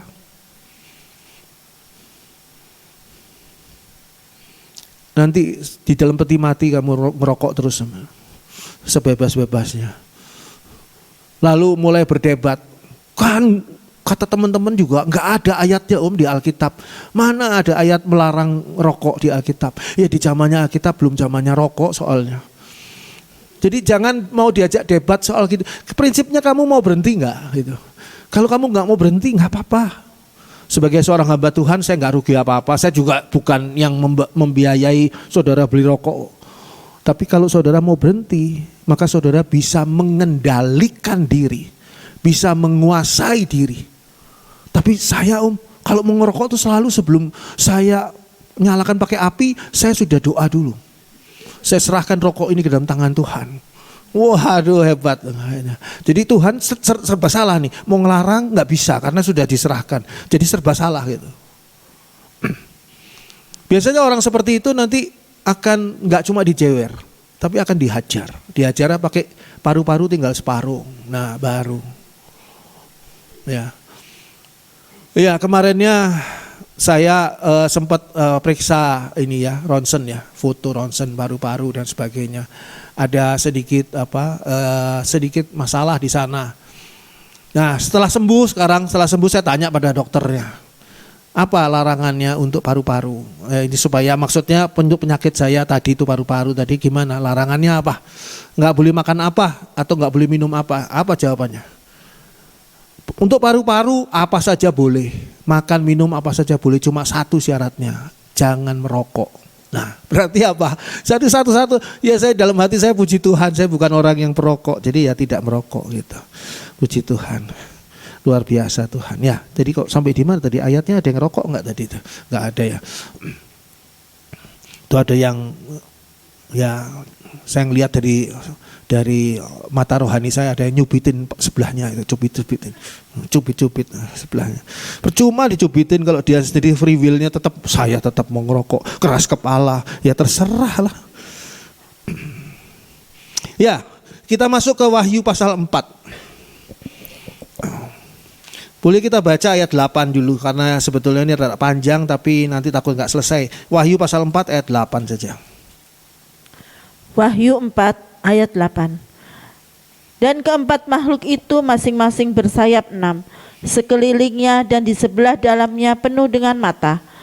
Dan dengan tidak berhenti-hentinya mereka berseru siang dan malam, Kudus, kudus, kuduslah Tuhan Allah yang maha kuasa, yang sudah ada dan yang ada dan yang akan datang. Keempat makhluk itu berseru apa? Siang dan malam. Ini sudah saya jelaskan tadi. Bukan artinya di surga ada siang ada malam, bukan. Tapi sepanjang waktu. Kudus, kudus, kuduslah Tuhan yang maha kuasa, yang sudah ada dan yang akan datang. Itu yang disampaikan, tiap kali disampaikan. Apakah itu ada efeknya? Apakah itu mendatangkan pengaruh? Mari kita baca ayat 9 pengaruhnya.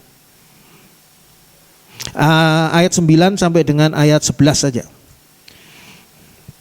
Wahyu 4 ayat 9 sampai dengan 11. Dan setiap kali makhluk-makhluk itu mempersembahkan puji-pujian dan hormat dan ucapan syukur kepada Dia yang duduk di atas tahta itu dan yang hidup sampai selama-lamanya, maka tersungkurlah ke-24 tua-tua itu di hadapan Dia yang duduk di atas tahta itu, dan mereka menyembah Dia yang hidup sampai selama-lamanya. Dan mereka melemparkan mahkotanya di hadapan tahta itu sambil berkata, Ya Tuhan dan Allah kami, Engkau layak menerima puji-pujian dan hormat dan kuasa, sebab Engkau telah menciptakan segala sesuatu, dan oleh karena kehendak-Mu semuanya itu ada dan diciptakan. Coba kita lihat kembali gambar nomor 1. Tolong gambar nomor 1. Coba kita lihat kembali gambar nomor 1. Ini situasinya ya. Hadirat Tuhan, hadirat Allah. Ini ke 24 tua-tua. 24 tua-tua tidak duduk di lantai loh ya. 24 tua-tua ini duduk di tahta. Tahtanya memang berbeda tapi tetap tahta. Karena apa? Mereka itu adalah orang-orang yang menang, dianggap menang oleh Allah. 24 tua-tua. 24 tua-tua ini saya berikan sedikit gambarannya. Ini adalah mewakili 12 suku Israel dan 12 murid Yesus. Atau mewakili umat Tuhan yang adalah bangsa Israel dan umat Tuhan yang namanya gereja Tuhan. Makanya 12 dengan 12 dari 24 tua-tua. Dan keempat makhluk ini berseru, kudus, kuduslah Tuhan, kudus, kuduslah Tuhan setiap saat. Apa pengaruhnya? Pengaruhnya ke 24 tua-tua ini langsung tersungkur. Kita lihat gambar nomor 5 ya. Gambar nomor 5. Mereka tersungkur, ini mereka nih. Tersungkur di lantai dan melepaskan mahkota mereka. Mahkota ini adalah Stefanos dalam bahasa aslinya. Mahkota Stefanos adalah mahkota juara, bukan mahkota raja, tapi mahkota juara yang menggambarkan mereka sudah jadi juara. Sudah mereka itu bertanding di dalam pertandingan rohani dan memenangkannya. Mereka melemparkan mahkota mereka. Dikatakan pada ayat 10, coba kita buka dulu ayat 10. Maka tersungkurlah ke-24 tua-tua itu di hadapan Dia yang duduk di atas tahta itu. Dan mereka menyembah Dia yang hidup sampai selama-lamanya. Dan mereka melemparkan mahkotanya di hadapan tahta itu. Dan ini kita lihat bahwa hal ini menunjukkan bahwa aku ini sudah juara. Tapi aku tidak bisa sombong di hadapan Allah. Kenapa? Karena Allah itu yang maha kuasa. Allah itu yang maha luar biasa. Dia yang memberikan kepadaku kemenangan. Sehingga mereka melemparkan mahkotanya. Untuk menghormati Allah, untuk menyembah Allah. Dikatakan pada ayat 11 sambil berkata, ya Tuhan dan Allah kami, Engkau layak menerima puji-pujian dan hormat dan kuasa. Sebab Engkau telah menciptakan segala sesuatu. Dan oleh karena kehendak-Mu semuanya itu ada dan diciptakan. Jadi mengakui akan kuasa Allah dan kehendak Allah. Jadi kalau kita lihat kembali pada gambar berikutnya, gambar nomor 6 ya. Gambar nomor 6. Mereka melemparkan mahkotanya. Dilepaskan mahkotanya. Sambil mereka menyembah Allah. Menunjukkan apa? Ketika saudara dan saya memuji-muji Allah, kudus-kuduslah Allah. Maka mungkin kita tidak mengetahuinya. Bahwa ada di surga saat ini juga, pada saat kita memuji Allah, kudus-kuduslah Allah. Itu di surga, para malaikat, para kerub itu ikut memuji Allah, menyembah Allah. Sebagaimana di sini, para kerub yang menyembah Allah, maka ke-24 tua-tua itu menyembah Allah, mengakui akan kebesaran Allah. Mereka melemparkan mahkota mereka yang sebetulnya sangat berharga itu menjadi seolah-olah tidak berharga ketika mereka berhadapan dengan Allah. Apa sih yang berharga buat kita ketika kita berhadapan dengan Allah? Tidak ada satu hal pun. Kita betul-betul adalah makhluk yang sangat-sangat rendah, yang dikasihi, ditolong oleh Allah dengan luar biasa. Sehingga kita tidak perlu khawatir dan tidak perlu takut dengan apapun juga. Dan kita perlu untuk selalu menyembah Allah. Mengapa ke-24 tua-tua itu melakukan hal itu? Apa sebabnya ke-24 tua-tua ini melakukan hal ini? Ini adalah gambaran model kehidupan orang Kristen yang seharusnya dalam keseharian kita. Biarlah kaum Israel, umat pilihan, jemaat Tuhan, kaum Harun, para imam, hamba Tuhan, kaum Lewi, para pelayan-pelayan Tuhan, semuanya itu mereka termasuk orang-orang yang takut akan Tuhan. Biarlah memuji Tuhan. Kita buka Mazmur 135 ayat 19 sampai dengan ayat 21. Mazmur 135 ayat 19 sampai 21. Mazmur 135 ayat 19 sampai dengan 21. Hai kaum Israel, pujilah Tuhan. Hai kaum Harun, pujilah Tuhan. Hai kaum Lewi, pujilah Tuhan. Hai orang-orang yang takut akan Tuhan, pujilah Tuhan. Terpujilah Tuhan dari Sion, Dia yang diam di Yerusalem. Haleluya. Itulah sebabnya kenapa 24 tua-tua itu melemparkan mahkota mereka di hadapan tahta Allah. Mahkota, sekali lagi, Stefanos adalah mahkota kemenangan, tanda keberhasilan atas suatu perjuangan. Yang biasanya membuat orang itu menjadi sombong. Menjadi sombong karena keberhasilannya. Karena di hadapan Allah mereka merasa sangat tidak berarti. Demikian besar rasa hormat mereka kepada Allah. Jadi saudara bisa lihat kalau ada orang-orang pelayan Tuhan, hamba-hamba Tuhan yang sombong dan sebagainya, merasa dirinya hebat, lebih daripada apa yang sepantasnya, maka sesungguhnya mereka ini adalah orang-orang yang tidak termasuk membuang mahkotanya, adalah orang-orang yang sombong di hadapan Allah. Mazmur 35 tadi sudah kita baca, ayat 19 sampai dengan 21. Ayat 19 mengatakan, hai kaum Israel. Kaum Israel ini adalah kaum umat Tuhan, umat pilihan Tuhan, jemaat Tuhan. Hai kaum Harun. Kaum Harun ini adalah gambaran para imam, para hamba-hamba Tuhan. Juga dikatakan kaum Lewi. Lewi ini suku ya. Lewi ini suku. Pujilah Tuhan. Hai kaum Lewi. Lewi ini adalah para pelayan rumah Tuhan. Pelayan-pelayan rumah Tuhan.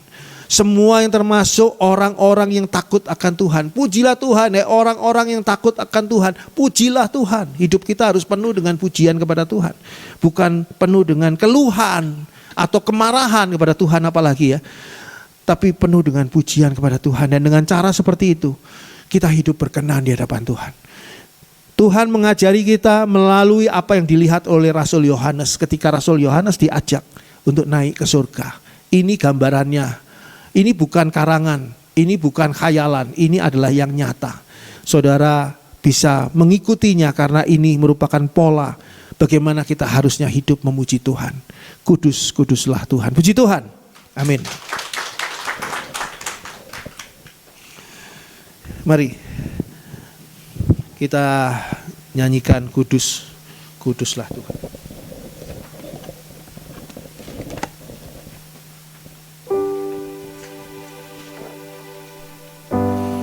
Kudus, kuduslah Tuhan, kudus namamu.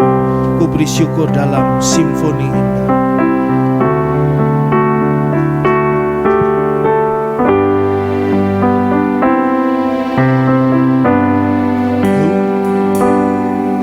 Kudus Tuhan, kudus namamu. Ku beri syukur dalam, ku beri syukur dalam simfoni indah. Ajaib-ajaib Tuhan, ajaib. Ajaib Tuhan, ajaib nama, nama yang beri menang,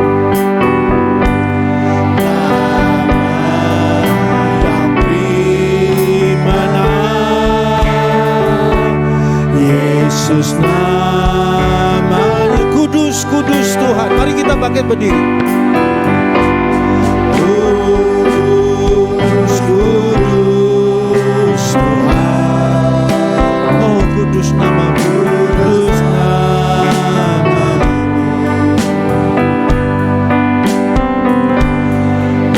Ku beri syukur dalam simfoni indah. Ajaib, ajaib Tuhan, ajaib namamu. Ajaib, ajaib,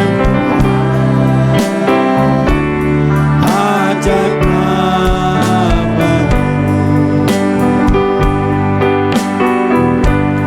Nama yang dimenang, Yesus nama. Dengan sepenuh hati kita sembah Tuhan. Kudus, kudus Tuhan. Muliakan Dia. Oh haleluya. Haleluya, haleluya. Terpujilah Engkau Allah, pencipta langit dan bumi. Allah yang maha besar, Allah yang maha kuasa. Terpujilah Engkau selama-lamanya. Sungguh kami tidak berarti Tuhan di hadapan-Mu yang maha besar, maha mulia dan maha agung. Terpujilah, terpujilah Engkau. Ajaib-ajaib Tuhan. Ajaib-ajaib Tuhan. Oh sungguh ajaib Engkau Tuhan. Ajaib nama yang beri menang. Haleluya, haleluya. Nama yang beri menang.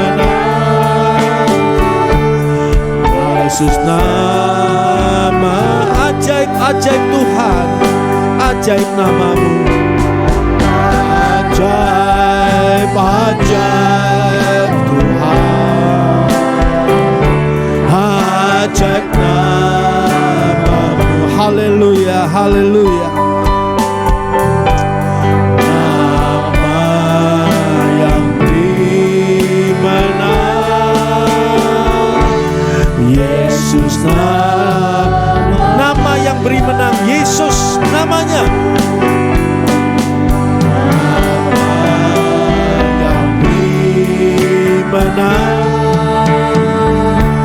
Yesus. Sekali lagi, nama yang beri menang, Yesus namanya. Nama yang beri menang, Yesus. Yesus namanya. Bapa di dalam surga, kami hanya debu yang tidak berarti. Kami tidak punya daya dan kemampuan apapun. Kalau Engkau tidak mengasihi kami, hancurlah hidup kami oleh dosa-dosa kami. Tapi kasih-Mu melalui Tuhan Yesus Kristus yang sudah mati di atas kayu salib dan sudah bangkit untuk memperbarui hidup kami, menebus kami, memberi kemenangan kepada kami. Nama Yesus itulah yang memberi kemenangan kepada kami, sehingga kami boleh menjadi orang-orang yang memuji dan memuliakan nama Tuhan. Dan biarlah pujian penyembahan kami kepadamu menggetarkan dunia, menggetarkan surga, sehingga seluruh malaikat ikut menyembah Tuhan saat kami menyembah Tuhan dengan sepenuh hati kami. Tuhan Bapa dalam surga, inilah kami ya Bapa, anak-anak-Mu yang sungguh-sungguh siap untuk terus dibangun, sehingga hari demi hari kami boleh menjadi anak-anak yang serupa dengan Tuhan Yesus. Dan kami percaya kuasa Tuhan ada di sini, dan kuasa Tuhan memperbarui hidup kami. Dan langkah-langkah ke depan kami tidak perlu khawatir dan takut apapun juga, karena Tuhan Yesus kami ada bersama dengan kami. Terima kasih Bapa. Terpuji nama Allah. Di dalam nama Tuhan Yesus kami mengucap syukur dan memuji Allah tidak habis-habisnya. Haleluya, haleluya, amin. Puji Tuhan. Silakan duduk. Ya, ada beberapa pengumuman yang perlu saya sampaikan. Hari Sabtu yang akan datang ada persekutuan The Lantern untuk pertama kali di tahun 2025. Persekutuan The Lantern ini adalah persekutuan anak-anak muda dalam acara ulang tahun The Lantern pada hari Sabtu tanggal 1 Februari 2025, hari Sabtu jam 12 siang di tempat ini. Jadi saudara-saudara yang masih muda, anak-anak muda, ataupun juga saudara yang mau hadir, dipersilahkan bisa hadir tanggal 1 Februari jam 12 siang di sini. Ulang tahun The Lantern dan membuka acara The Lantern untuk tahun 2025. Lalu persiapkan diri saudara untuk mengikuti perjamuan kudus yang akan diadakan pada tanggal 2 Februari hari Minggu, kebaktian raya. Kebaktian pertama di awal bulan selalu ada perjamuan kudus, dan diberi kesempatan bagi saudara untuk menyampaikan persembahan persepuluhan. Dan semua itu persiapkanlah dengan sungguh-sungguh, dengan sepenuh hati saudara sebelum saudara datang ke tempat ini, sehingga kuasa perjamuan kudus dan berkat dari persepuluhan dapat saudara terima. Bagi saudara yang belum mendaftarkan diri untuk menjadi anggota GPKDI Tabernakel Kasih, baik mereka yang hadir di sini maupun mereka yang mengikuti live streaming, silakan mendaftarkan diri, hubungi Ibu Heni di meja sekretariat untuk membuat kartu anggota. Ya, saya ingatkan bagi mereka yang belum buat kartu anggota. Dan marilah kita menjadi berkat bagi orang-orang yang membutuhkannya dengan memberikan persembahan khusus dalam bentuk dana bantuan sosial. Saudara bisa masukkan di kotak persembahan khusus di belakang dekat ya pojok kopi di situ, dan juga bisa ditransfer melalui bank ke nomor yang ada tertera di warta, untuk ditulis di sana untuk dana sosial ya. Dan juga bagi saudara yang ingin memasukkannya untuk tabungan rumah Tuhan, juga tulis untuk tabungan rumah Tuhan, karena kita masih membutuhkan dana untuk melunasi tabungan rumah Tuhan di bulan berikutnya ini.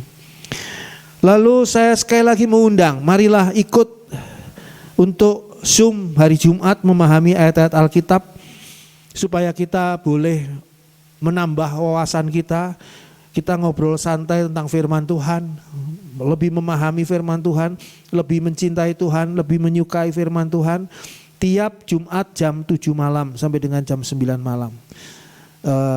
Nanti link Zoom-nya bisa minta dari Ibu Heni. Saya rasa itu saja pengumuman pada siang hari ini. Ya, terima kasih.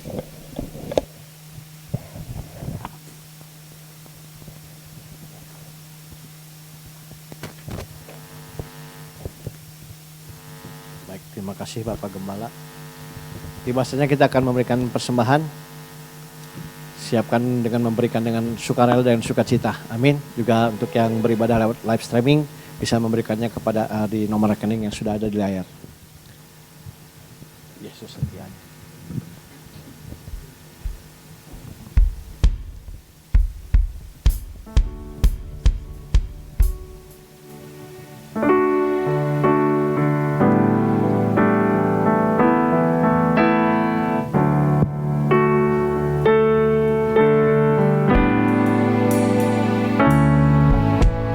Meskipun Tuhan tak menolongku, meskipun duri dalam dagingku, ku tetap memilih untuk percaya dan mengucap syukur.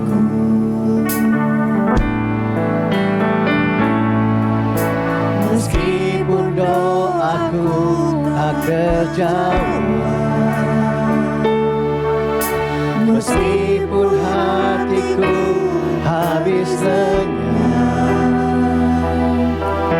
ku tetap memilih untuk percaya dan mengucap syukur.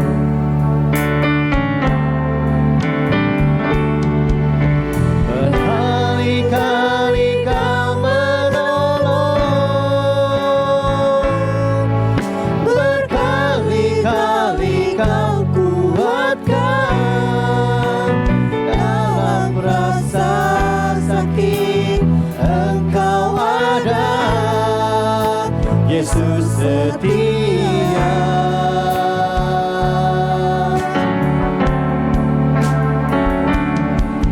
Berkali-kali Kau menolong, berkali-kali Kau kuatkan, dalam lembah gelap Engkau ada, Yesus setia. Mari Bapak Ibu Saudara bagian berdiri.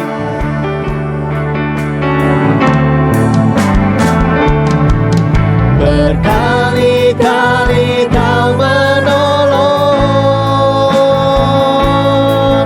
berkali-kali Kau kuatkan,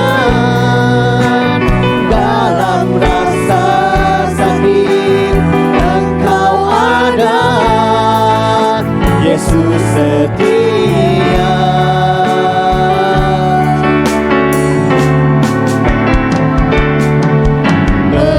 Berkali-kali Kau menolong, berkali-kali Kau kuatkan, dalam lembah gelap Engkau ada, Yesus setia.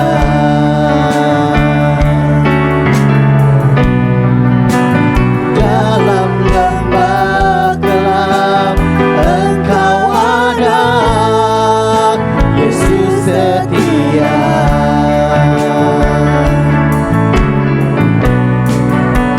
Dalam lembah gelap Engkau ada, Yesus setia. Mari kita masuk dalam doa. Bapa di dalam surga, terima kasih karena kami boleh beribadah di dalam hadirat Allah. Dan kami rasakan kehadiran Allah di tengah-tengah kami. Dan kehadiran Allah ini biarlah boleh terus berada di dalam kehidupan kami di sepanjang hari ini, bahkan di sepanjang minggu ini, sepanjang bulan ini, sepanjang tahun ini. Kasih kemurahan Tuhan yang tidak kunjung habis. Bapa dalam surga, anak-anak-Mu menyampaikan persembahan. Persembahan yang mereka sampaikan dengan sepenuh hati ini, biarlah Engkau sendiri yang menerima, menyucikan dan menguduskannya. Dan Engkau yang membalas semua yang sudah memberikan persembahan. Tuhan balas dengan berkat Tuhan berlipat kali ganda, jauh lebih besar dibandingkan dengan korban persembahan yang diberikan. Bapa dalam surga, kami serahkan juga akan permasalahan, persoalan yang sedang kami hadapi. Apakah itu sakit penyakit, atau masalah di dalam tempat kerja kami, persoalan di dalam kegiatan kerja kami, tugas dan tanggung jawab kami, ataupun masalah keuangan kami, ataupun juga masalah di dalam rumah tangga kami masing-masing. Engkau Tuhan yang akan memberikan jawaban. Engkau Tuhan yang akan memberikan jalan keluar. Kami percaya Tuhan kuasa-Mu bekerja. Kami berdoa juga untuk bangsa dan negara kami Indonesia, khususnya kota Bandung. Biarlah Tuhan tetap pelihara agar kota Bandung bisa tetap tenang, tetap aman, dan pintu penginjilan tetap terbuka dengan luar biasa, sehingga banyak orang dari bangsa kami boleh menerima Tuhan Yesus sebagai Tuhan dan Juru Selamat dan hidup sesuai dengan firman Tuhan.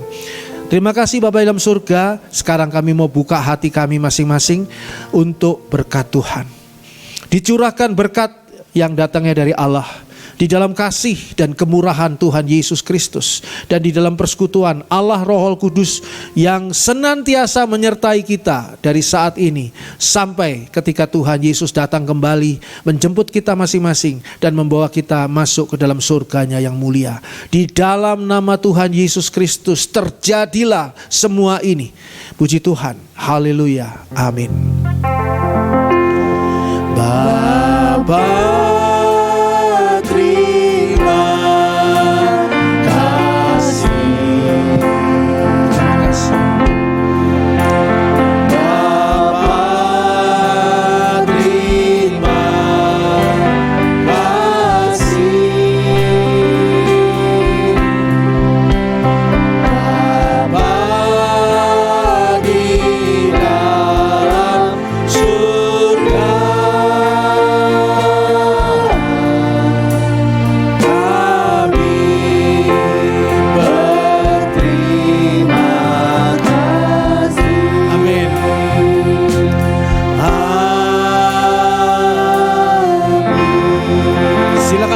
kita bersaat teduh sejenak.